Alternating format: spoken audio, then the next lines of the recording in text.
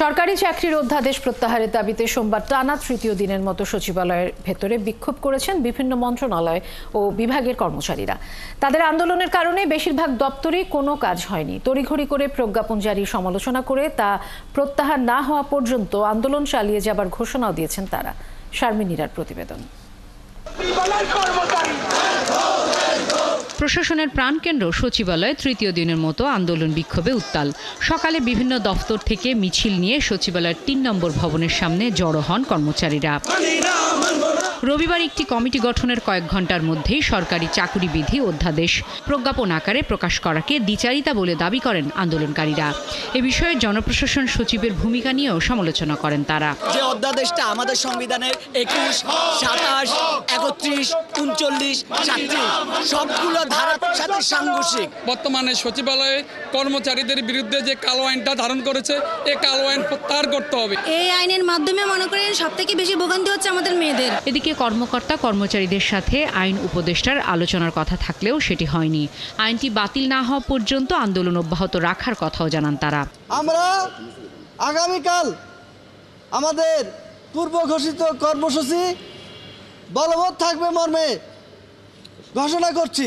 জেলা উপজেলা যেখানে সরকারি কর্মকর্তা কর্মচারী আছেন, যেখানে সরকারি প্রতিষ্ঠান আছে, আপনারা প্রত্যেকেই এই কর্মসূচিতে অংশগ্রহণ করবেন। অনেকেই সাবোটাজ করার চেষ্টা করবে, আপনারা কারো কথায় কোনো কান দিবেন না। আমরা আমাদের আন্দোলন চালিয়ে যাব এবং এই আন্দোলন সাকসেস করে আমরা গড়ে ফিরবো ইনশাআল্লাহ। গেল 22শে মে উপদেষ্টা পরিষদের সভায় সরকারি চাকরি আইন সংশোধনের খসড়া অনুমোদন হয়, যেখানে অযৌক্তিক ছুটি ও কাউকে কাজ থেকে বিরত রাখার চেষ্টা করলে চাকরি থেকে বরখাস্ত, অব্যাহতি বা পদোন্নতি বা বেতন কমানোর বিধান রাখা হয়েছে। শারমিন নীরা, ৭১, ঢাকা। টানা ষষ্ঠ দিনের মতো শহীদ মিনারে অবস্থান কর্মসূচি পালন করছে পল্লী বিদ্যুৎ সমিতির কর্মকর্তারা। তাদের দাবি, সরকার কার্যকর কোনো পদক্ষেপ না নেওয়ায় এবার কর্মবিরতিতে যাচ্ছেন সমিতির কর্মকর্তা কর্মচারীরা। জনগণের ভোগান্তি এড়াতে বিদ্যুৎ সরবরাহ স্বাভাবিক রেখে আন্দোলন চলবে বলে জানিয়েছেন তারা। সবুজ মাহমুদের রিপোর্ট।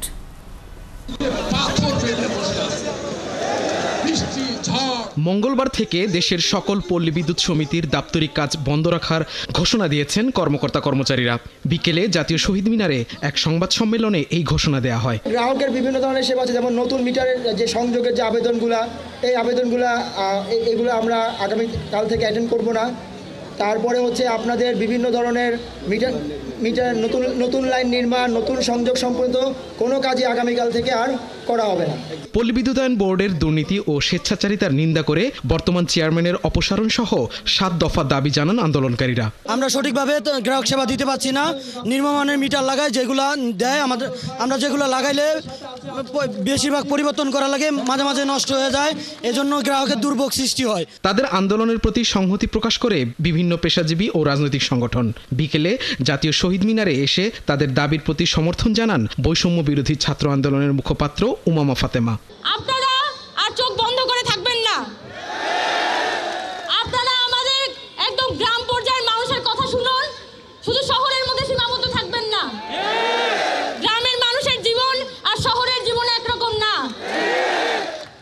আপনাদের কাছে, এই সরকারের কাছে বিনীত অনুরোধ করতে চাই, এই ৭ দফা দাবি আপনারা দ্রুততম সময়ের মধ্যে সুরাহা করুন।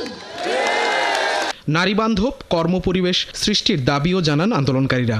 আমাদের অতিরিক্ত কাজের প্রেশার, আমাদের লোকবল কম এবং আমাদের এমন সিস্টেম করে রাখছে নিম্নমানের মালামাল দিয়ে, যেখানে আমাদের অফিসে আসার সময় থাকলে অফিস থেকে যাওয়ার কোনো সময় থাকে না। হয়রানি ও শাস্তিমূলক বদলি এবং নিম্নমানের মালামাল কিনতেছেন, এতে আমরা হয়রানি হচ্ছি। কর্মবিরতির পাশাপাশি শহীদ মিনারে অবস্থান কর্মসূচি অব্যাহত রাখার ঘোষণা দেন আন্দোলনকারীরা।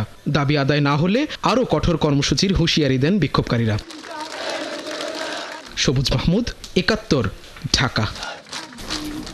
বৃহস্পতিবারের মধ্যে জাতীয় রাজস্ব বোর্ডের চেয়ারম্যানকে অপসারণের দাবি জানিয়েছে এনবিআর সংস্কার ঐক্য পরিষদ। দুপুরে রাজধানীর আগারগাঁওয়ে রাজস্ব ভবনের সংবাদ সম্মেলনে পরিষদের নেতারা অভিযোগ করেন, চেয়ারম্যান আব্দুর রহমান খান নির্দিষ্ট গোষ্ঠীকে কর ফাঁকিতে সহযোগিতা করছেন আর দেশকে অস্থিতিশীল করছেন। রুহুল আমিনের প্রতিবেদন।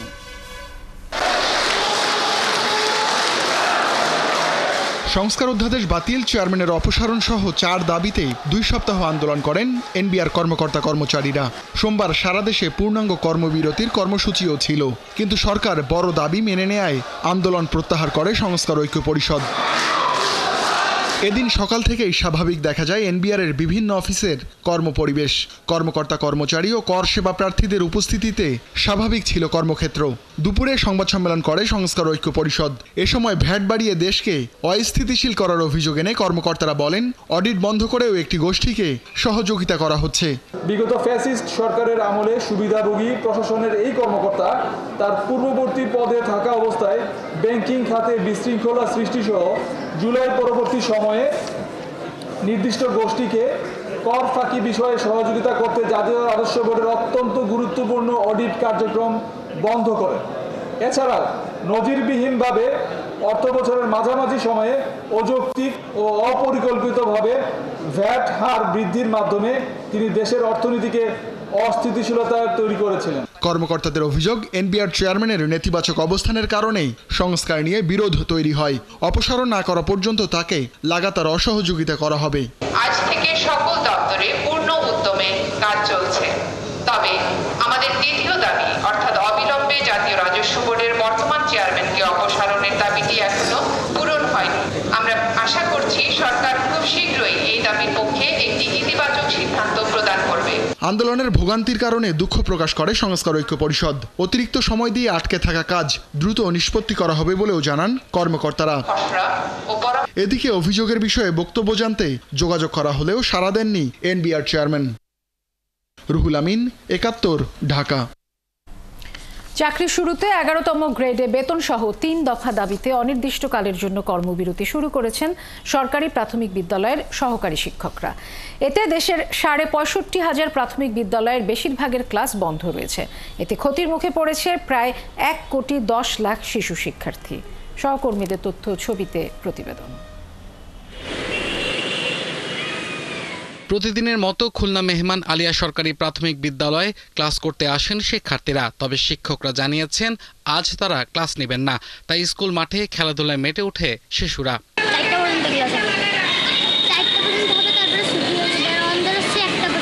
বিদ্যালয়ে এসেছেন শিক্ষকরাও, তবে টিচার্স রুমে বসেই তারা পার করছেন অলস সময়। জানালেন ১১তম বেতন গ্রেড সহ ৩ দফা দাবি আদায়ে কর্মবিরতি পালন করছেন তারা।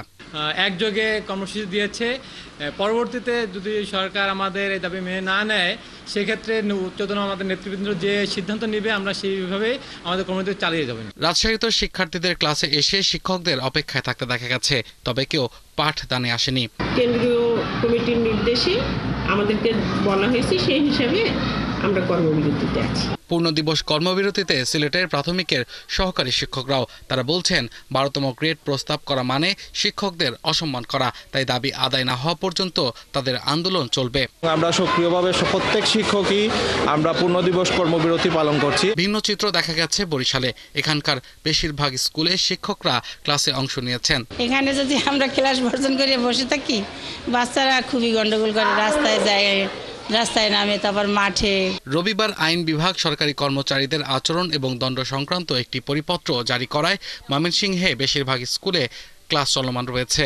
শিক্ষকরা বলছেন শিক্ষার্থীদের ক্ষতির মুখে ঠেলে দেওয়ার কোনো উদ্দেশ্য তাদের নেই।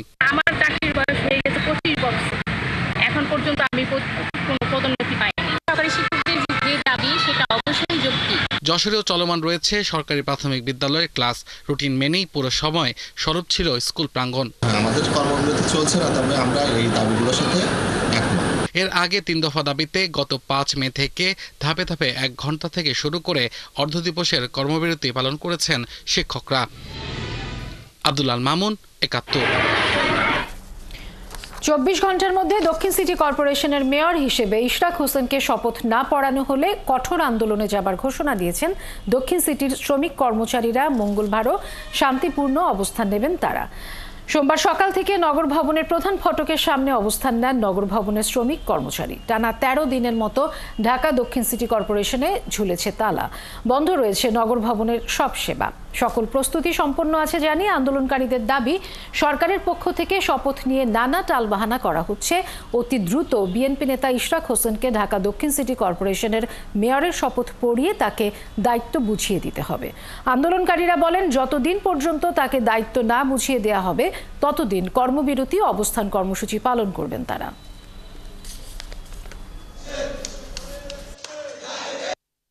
লোকাল গভর্নমেন্টে কোনো মেয়র বা চেয়ারম্যান, ইউনিয়ন পরিষদের মেম্বার কেউ গ্যাজেটভুক্ত হওয়ার পরে সে শপথ নিতে পারে না। এই প্রথম আমার জীবনে দেখলাম যে আমাদের ইঞ্জিনিয়ার ইশরাককে গ্যাজেটভুক্ত হওয়ার পরেও তাকে মেয়র পদে অধিষ্ঠিত করা হচ্ছে না। আমার মনে হয় যে এটা ওনাদের একটা দাম্ভিকতা এবং নিশ্চয়ই কোনো ভয়ভীতি, আতঙ্কের জায়গা আছে। ক্ষমতা কক্ষিগত করা বা ক্ষমতা স্থায়ী হওয়া বা ক্ষমতা ধরে রাখার মতো নোংরা একটা অভিপ্রায় আছে। আমাদের আন্দোলন না, আমরা তাদের সাথে একমত হয়েছি। এটা নগরবাসী জনগণের আন্দোলন। এটা এখন নতুন মেয়র এখানে আসবে, নগর সেবা পাবে, নগরের কাজ হবে, নগরের উন্নয়নে অনেক বাধা হচ্ছে এখানে। কেন মেয়রকে এখনো শপথ করানো হচ্ছে না? স্বৈরাচার পতনের কৃতিত্ব গোটা জাতির। একটি গোষ্ঠী কৃতিত্ব নিতে গিয়ে দেশকে বিভাজনের দিকে ঠেলে দিচ্ছে বলে অভিযোগ করেছেন বিএনপি নেতারা। ঐক্যের কথা শুধু মুখে নয়, এর জন্য মানসিকতাও থাকতে হবে বলে মন্তব্য করেছেন তারা। সেই সঙ্গে দেশে গণতন্ত্র প্রতিষ্ঠায় দ্রুত নির্বাচনের তাগাদাও দিয়েছেন বিএনপি নেতারা। রাজধানীতে আলাদা অনুষ্ঠানে অংশ নিয়ে তারা এসব কথা বলেন। বিস্তারিত জানাচ্ছেন শফিকুল হক। সংস্কার আর নির্বাচন ইস্যুতে টানাপোড়েনের মধ্যেই আবারও প্রধান উপদেষ্টার সঙ্গে বৈঠক করেছে বিএনপি, জামাত সহ বিভিন্ন রাজনৈতিক দল। সংকট সমাধানে ঐক্যের কথাই সামনে আসছে বারবার। তবে ঐক্যমত সৃষ্টির আগে মানসিকতার পরিবর্তন জরুরি বলে মনে করেন বিএনপির স্থায়ী কমিটির সদস্য আমির খসরু মাহমুদ চৌধুরী। ঢাকা রিপোর্টার্স ইউনিটিতে এক অনুষ্ঠানে যোগ দিয়ে তিনি জানান, কয়েকজনের কৃতিত্বে গণ অভ্যুত্থান হয়নি, এটি সবারই মনে রাখা প্রয়োজন। মনে হচ্ছে শেখ হাসিনার পতনের পিছনে কিছু লোক বলেছে আর শেখ হাসিনা পালিয়ে গেছে। অত সহজ কিছু লোকের কৃতিত্ব নেওয়ার কারণে আমাদের মধ্যে বিভক্তি সৃষ্টি করতে লাভ নেই। সুতরাং ঐক্যের কথা যখন বলবেন, কথাবার্তা বলার সময় চিন্তা করে বলতে হবে, সত্যকে স্বীকার করতে হবে। যে মানুষগুলো ত্যাগ স্বীকার করেছে, চলে গেছে, যারা বেঁচে আছে স্বীকার করতে হবে। এককভাবে কোনো দেশ এগোতে পারে না, এখানে আমাদের জাতীয় ঐক্য।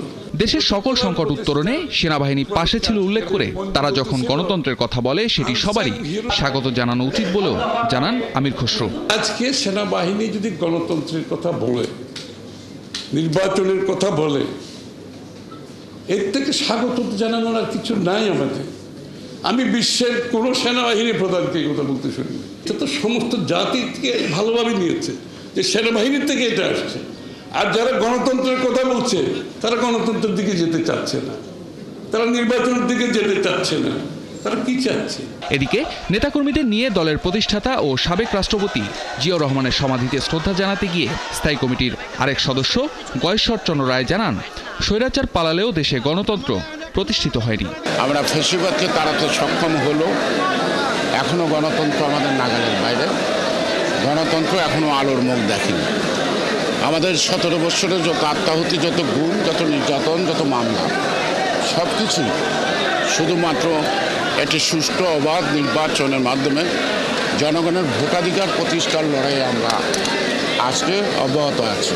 এছাড়া নয়াপল্টনে বিএনপির কেন্দ্রীয় কার্যালয়ে সংবাদ সম্মেলনে দলের 3 অঙ্গ ও সহযোগী সংগঠনের ঢাকার সাংগঠনিক বিভাগের তারুণ্যের অধিকার প্রতিষ্ঠায় নেওয়া কর্মসূচির ঘোষণা দেন নেতারা। বিএনপি দৃঢ়ভাবে বিশ্বাস করে তরুণদের সক্রিয় অংশগ্রহণই গণতন্ত্রের পুনর্গঠন ও একটি আধুনিক মানবিক রাষ্ট্রের ভিত্তি স্থাপন করতে পারে। শফিকুল হক, ৭১, ঢাকা। আদালতে এসে অসুস্থ হয়ে পড়েন আলোচিত চিত্রনায়িকা পরিমণি। সাভারের বোট ক্লাবে মারধর ও যৌন হয়রানির মামলার শুনানিতে হাজির হন তিনি। পরে তার আইনজীবীর করা আবেদনে ৯ সেপ্টেম্বর শুনানির দিন ধার্য করা হয়েছে। গত বছরের ২২ সেপ্টেম্বর এই মামলায় পরিমণির জবানবন্দি ও সাক্ষ্য গ্রহণ শেষ হয়ে আজ ছিল আসামি পক্ষের জেরার দিন। সুমন তানভীরের প্রতিবেদন। সাভারের বোট ক্লাবে মারধর ও যৌন হয়রানির অভিযোগে ২০২১ সালের ১৪ জুন ব্যবসায়ী নাসির উদ্দিন মাহমুদ ও তুহিন সিদ্দিকী অমিসহ ৩ জনের বিরুদ্ধে শ্লীলতাহানির অভিযোগে একটি মামলা করেন চিত্রনায়িকা পরিমণি। এদিন পরিমণিকে আসামি পক্ষের আইনজীবীদের জেরা করার দিন ধার্য করা ছিল। শুনানিতে হাজির হতে সকাল 11টার দিকে আদালতে হাজির হন পরিমণি। শুনানির সময় ধার্য বিকেলে। বৃষ্টিকে মাথায় নিয়ে বিকাল 3টায় আবারও আদালত চত্বরে আসেন পরিমণি। এ সময় আইনজীবীরা তার সঙ্গে ছিল। দীর্ঘক্ষণ অপেক্ষার পর অসুস্থ বোধ করায় এদিনের শুনানি পেছানোর আবেদন করে তার আইনজীবী। পরে বাদীপক্ষের আর্জি আমলে নিয়ে আগামী 9 সেপ্টেম্বর জেরার পরবর্তী তারিখ নির্ধারণ করে আদালত। এর আগে গেল বছর 22 সেপ্টেম্বর এই মামলার সাক্ষ্য গ্রহণ শেষ করে আদালত। তখন আদালতে জবানবন্দিও দেন পরিমণি। 2021 সালের 8 জুন সাভারের বোট ক্লাবে ব্যবসায়ী নাসির উদ্দিন ও তার বন্ধুদের দ্বারা পরিমণি হেনস্থার শিকার হন বলে অভিযোগ করেন। পরে তার মামলায় গ্রেপ্তার হন অভিযুক্তরা। সুমন তানভীর, 71, ঢাকা। কিছুতেই থামছে না সীমান্তে ভারতীয় সীমান্তরক্ষী বাহিনী বিএসএফ এর পুশিং। রোববারও খাগড়াছড়ি, মৌলভীবাজার ও হবিগঞ্জ সীমান্ত দিয়ে নারী, শিশু সহ 58 জনকে বাংলাদেশের দিকে ঠেলে দেওয়া হয়েছে।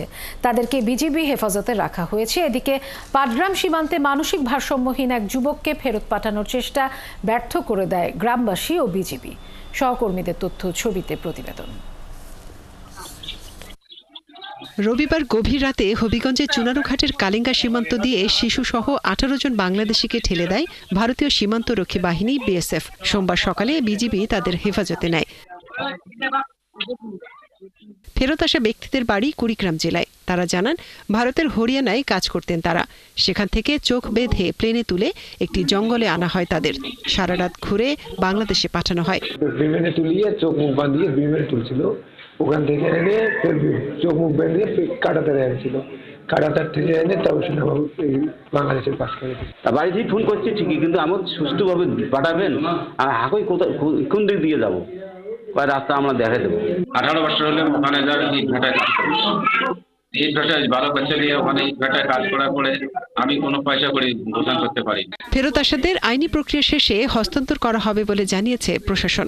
বিজিবি যথাযথ আইনানুগ প্রক্রিয়া মেনে তারা পুলিশের কাছে সুপর্দ করবে। তারপরে পুলিশের মাধ্যমে যথাযথ কোর্টের মাধ্যমে বিষয়টি ডিসপোজাল হবে।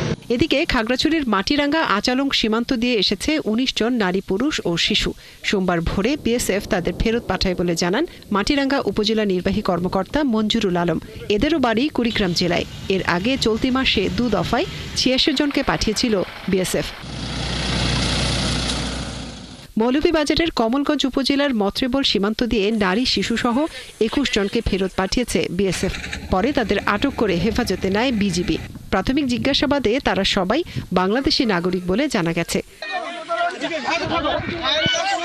এদিকে লালমনিরহাটের পাটগ্রাম সীমান্তে মানসিক ভারসাম্যহীন এক যুবককে ফেরত পাঠানোর সময় বাধা দিয়েছে গ্রামবাসী। এ সময় দুপক্ষের মধ্যে ধাওয়া পাল্টা ধাওয়ার ঘটনা ঘটে। এক পর্যায়ে বিএসএফ গুলি করারও চেষ্টা করে। পরে বিজিবি এসে পরিস্থিতি নিয়ন্ত্রণে আনে। এ ঘটনায় সীমান্তে উত্তেজনা সৃষ্টি হয়েছে। মনিরা কাজুরি, 71। উত্তরাধিকার সূত্রে পাওয়া 1200 ত্রুটিযুক্ত প্রকল্প ঠিক না করে নতুন প্রকল্প হাতে নেওয়ার সুযোগ নেই বলে জানালেন খোদ পরিকল্পনা উপদেষ্টা প্রফেসর ডক্টর ওয়াহিদুদ্দিন মাহমুদ। তিনি বলেন, আওয়ামী লীগ সরকারের সময় এসব প্রকল্প নকশায় ত্রুটি ছিল, সেগুলো সংশোধন করে আবারও শুরু করা হচ্ছে। তাই শিক্ষা, স্বাস্থ্য, কৃষি ও সামাজিক সুরক্ষায় সরকার ব্যয় ও মনোযোগ বাড়াতে পারছে না।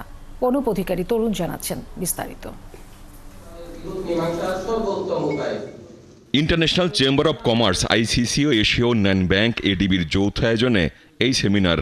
আলোচকরা বলেন, সরকারি বেসরকারি অংশীদারিত্বে দেশের লজিস্টিক খাতকে আধুনিক করে তুলতে হবে। এতে বাণিজ্য সহজ হবে, বিনিয়োগ বাড়বে এবং আঞ্চলিক সংযোগ জোরদার হবে।